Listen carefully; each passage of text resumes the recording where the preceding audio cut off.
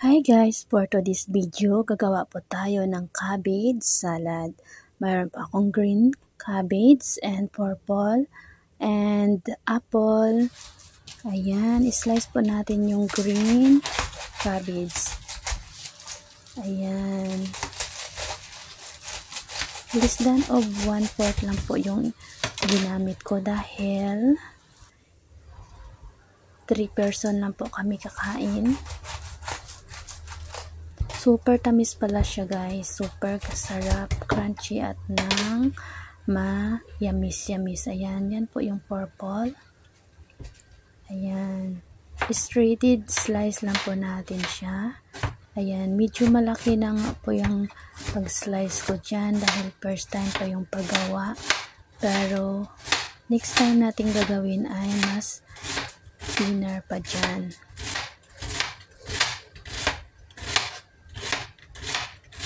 Ayan. Ayan. I-slice lang po natin sila ng shredded lahat. Lagay ko siya sa bowl. Ngayon yung green naman yung i-slice natin.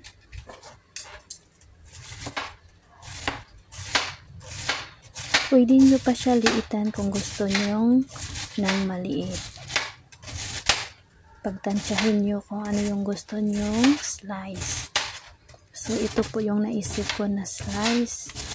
Pero medyo pa po ay malaki, sabi ni ma'am. I-thinner pa po daw. Ayan. Nilagyan ko po siya ng salt to squeeze the juice.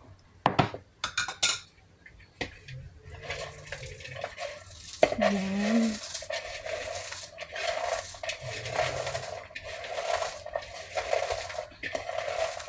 It's up to you guys kung i-squeeze nyo siya or hindi.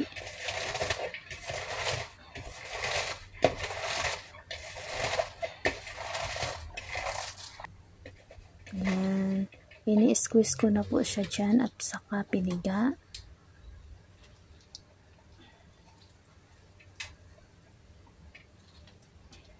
Ayan. Continue lang po natin siya hanggang sa matapos.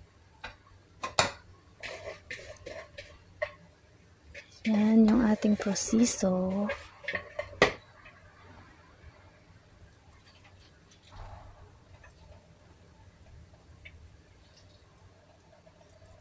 Mas maganda pala guys kakainin yung cabbage for dietary supplement for our body, dietary food.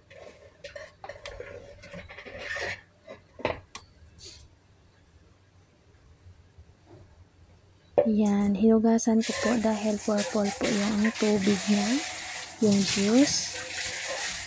At saka ilalagay ko na po yung green.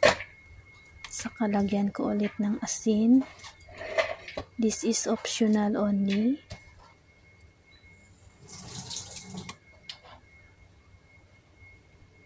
Yan, lagay ko po yung asin.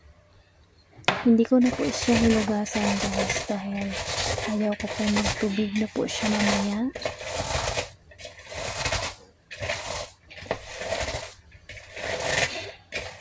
Ayan, continue lang po natin yung proseso.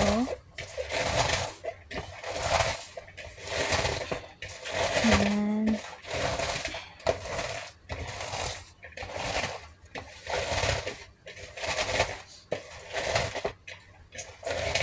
Ayan, it's up to you guys if you want to squeeze or not.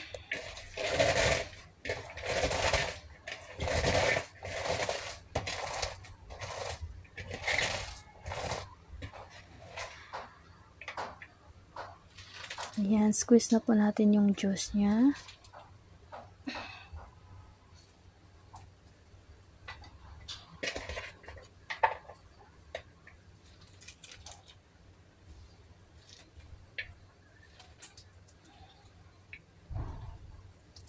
Ayan, continue lang natin.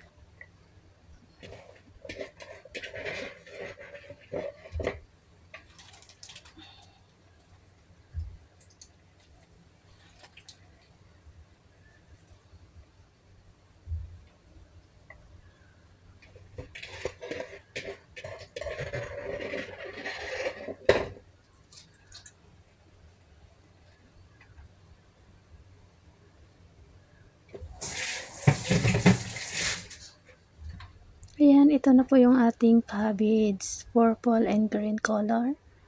Ngayon ay mayroon pa ako ditong apple.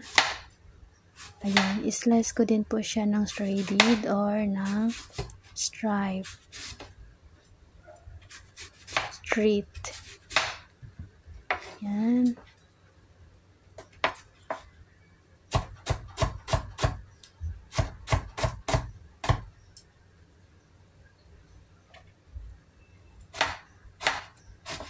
Then, continue lang po natin siya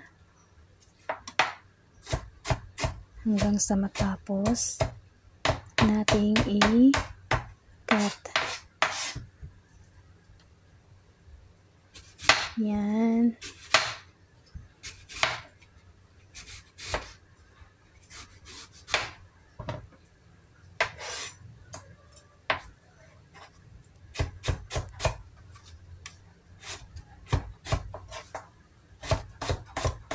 Thank you so much for your always support my channel.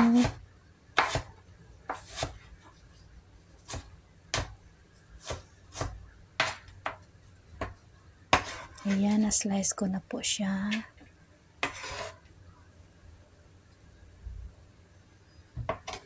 Then, ngayon ay mag-slice naman ako ng cucumber. Ganun pa din po, shredded natin siya or stripe.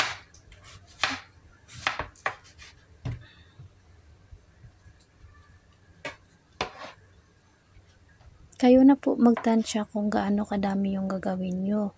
Good for 3 person ito yung ginawa ko for adult. Kaya kunti-kunti lang siya. Dahil pag ma-mix na siya lahat ay marami na siya.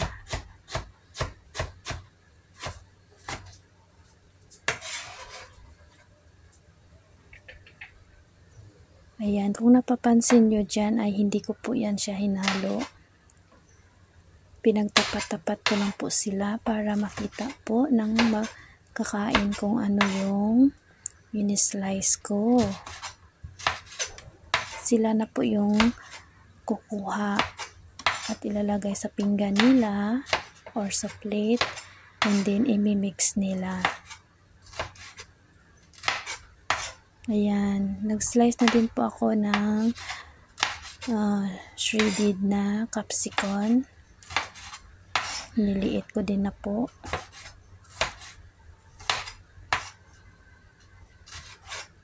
Ayan.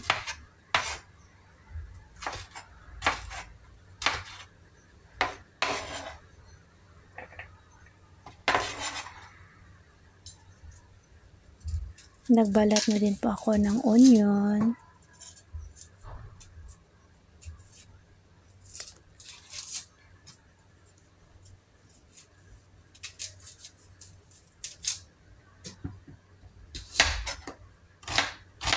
And then, in-slice ko din po siya ng shredded.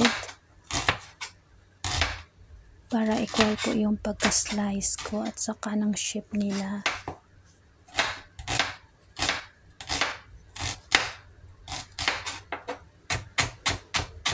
Yan.